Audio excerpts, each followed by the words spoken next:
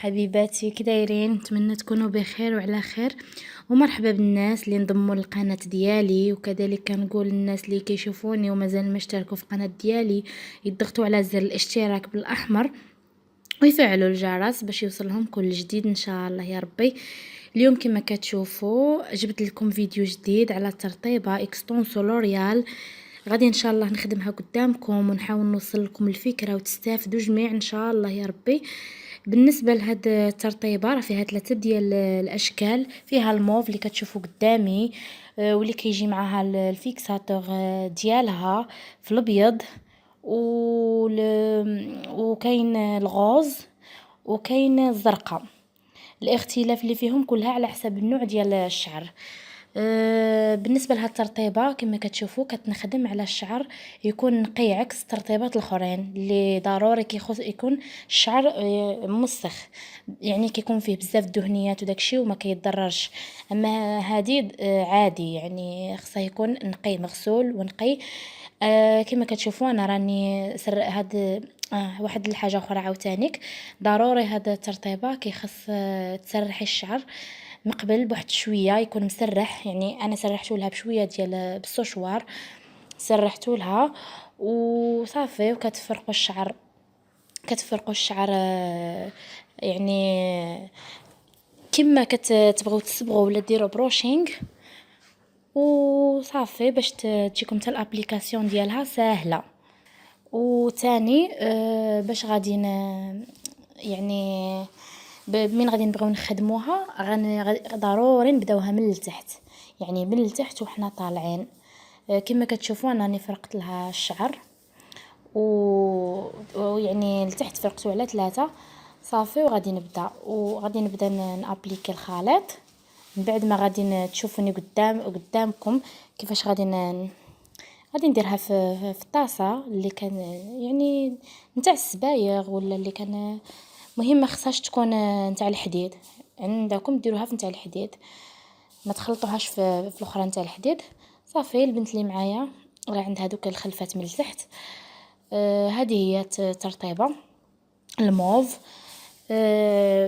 بعدا باش نقول لكم انا كنقطعها يعني ماشي بديك المغلقه ديالها باش تخرج في الساع، يعني ما نبقاش عاد ندي معاها واحد الوقت طويل باش غادي يعني نبقى بشويه بشويه. كنقطعها يعني في الاخر ديالها صافي. تبقاي تعصريها مزيان، مهم كما كيقولوا البق ما يزهق، ضروري حتى حاجه ما تبقى لداخل. انا استعملت لها غير وحده على حساب شعرها، حيت يكون الا عرفتوا كيفاش تقاصدوا غادي يعني غادي غير وحده تكفي. اللي كان شعرها قوي بزاف بزاف تقدر دير جوج. الثمن ديالها بعدا اللي غادي يسولوني على الثمن ديالها دايره 60 درهم، الثمن ديالها 60 درهم. مهم حبيباتي كما كتشوفوا يعني صافي انا غادي يعني نعصرها مزيان وصافي. حقا واحد الحاجه غادي نقولها لكم بعدا، داك الفيكساتور اللي كيجي معاها في الابيض هذاك ما كيتخلطش معاها.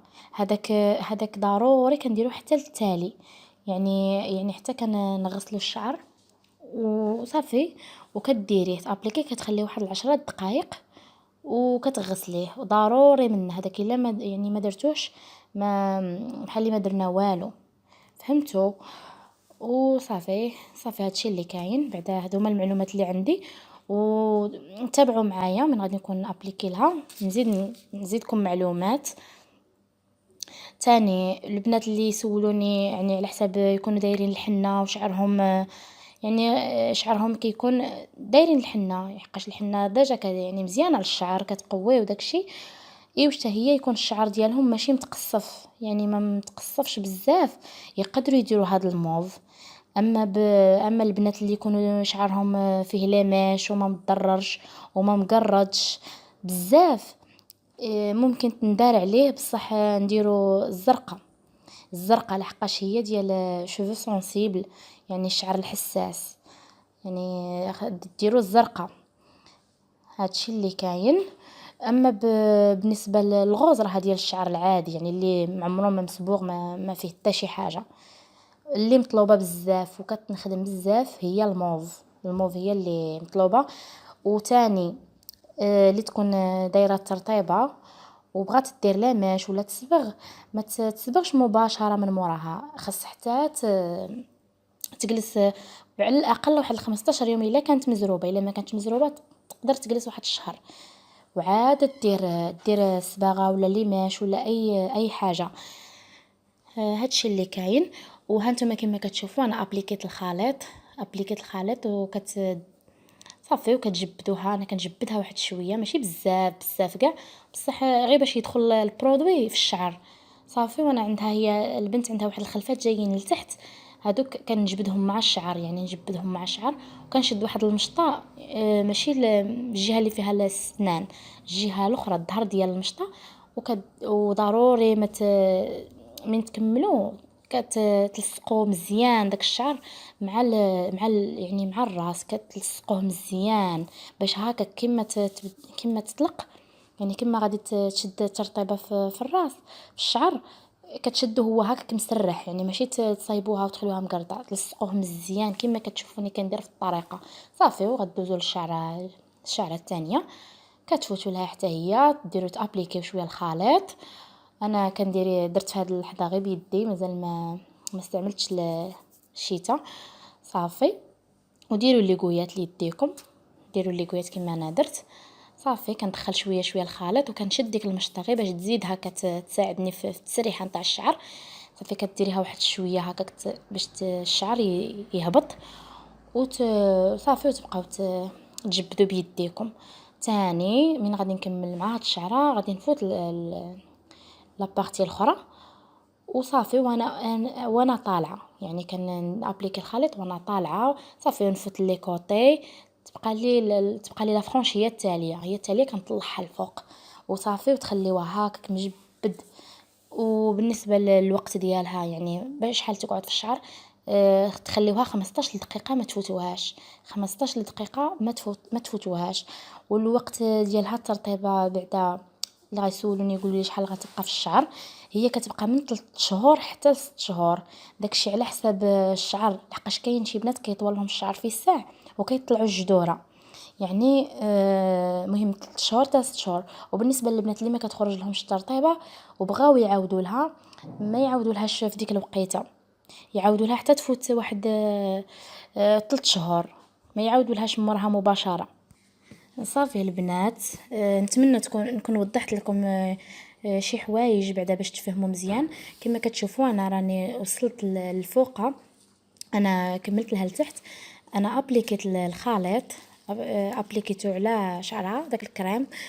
وكتقودوا ديك المشطه لابروس ديالنا المعتاده، غير واحد شويه هكا باش تسلكوه واحد شويه، ماشي قاع تنتفوه صافي. وكتشدوا الا عندكم حتى ديك لابينياك مزيانه، انا هذه كتعجبني حيت جايه قاصحه وبعدا يعني كتساعدني في التثبات. مهم كما كتشوفوا حبيباتي، انا يا راني كندير، يعني كتبقاو تجبدوا الشعر بهذيك المشطه الظهر ديالها، كتجبدوه مزيان يدخل البرودوي وتلصقوه كما قلت لكم. كلشي الشعر يتلصقوه مزيان مع الراس باش هكاك كما يقعد مجبد يخرج هكاك، فهمتوا صافي. كنجبده مزيان بيدي باش يدخل الخليط كما قلتها وكنعاودها وصافي. بقات لي غير لا فرونش غادي حتى هي نابليكي فيها الخليط ونردها كامل اللور، وغادي نخليها واحد 15 دقيقه في الشعر وغادي نغسلها. هذا ما كان من بعد ما غادي قبل بعدا ما غادي نغسلها غادي نوريكم داك الفيكساتور. انا غادي نوريه لكم بعدا عاد. تابعوا معايا باش غادي تفهموا مزيان.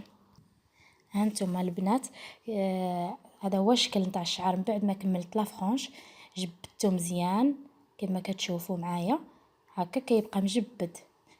وتا الا كان هكا باقا شي شعره طالعه ولا بحال يعني من تحت دوك الخلفات اللي كيكونوا هما اللي عليهم العامات، الخلفات نتاع القدام والخلفات هادو كما كتشوفوا قدامي، كتصايبوهم هكا بصباعكم وصافي البنات.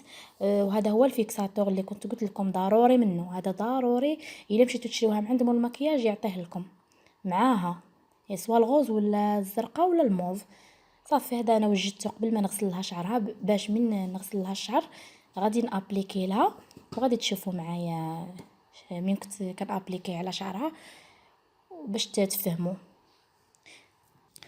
صافي البنات، انا كنغسل لها شعرها، و الا بغيتو تستعملوا واحد شويه ديال الشامبو تستعملوا، الا ما بغيتوش حاولوا تغسلوها مزيان مزيان من البرودوي عندكم، تخليو فيها البرودوي، غسلوها مزيان مزيان ما يبقاش فيها البرودوي. صافي انا غادي نغسل لها مزيان شعرها مزيان مزيان، وغادي نابليكي لها الفيكساتور اللي كيجي معاها. تابعوا معايا باش تفهموا. هانتوما كما كتشوفوا انا فرقت لها، هذا هو الشكل بعدا نتاع الشعر من بعد ما غسلته لها من الكريم نتاع الترطيبه. صافي كنابليكي لها داك الفيكساتور، ومن كتبقاو تابليكيوه تحسوا بالشعر يخفاف، يعني بحال نقولوا يخفاف في يديكم. هذاك الفيكساتور كتحسي به من كتابليكي كيخلي شعرها خفيفه. وصافي كنمشي مع هكا كتابليكيه يعني بارتي بارتي. وهذا ما كنخليوها واحد 10 دقائق، كنخليوها 10 دقائق ونوليو نغسلوا الشعر تاني. وهذا ما غادي تشوفوا الشكل النهائي نتاع الشعر معايا. انتما البنات بعدا غير باش نوريكم قبل ما نغسلو، هذا هو من بعد ما ابليكيت الفيكساتور نتاع الترطيبه، شفتوا كيفاش الشعره كتولي مزيانه. وهاد الترطيبه بعدا ما كطيح الشعر، هذه ما كطيح الشعر يعني معروفه. وهانتوما كتشوفوا الشعر على عينيكم كيفاش جات فنه. هذا ما كان البنات. صافي حبيباتي، هذا هو الشكل نتاع الشعر من بعد ما كملت له الترطيبه وغسلتهم الفيكساتور. وتهلاو لي فراسكم بزاف بزاف، وان شاء الله فيديو واحد اخر. والبنات الجدادات كنقولها ونعاودها مرحبا بكم عندي، ما تنساوش تابوناو عندي باش يوصلكم ان شاء الله كل جديد، وفعلوا الجرس. تهلاو لي فراسكم بزاف بزاف، وبيزو ليكم.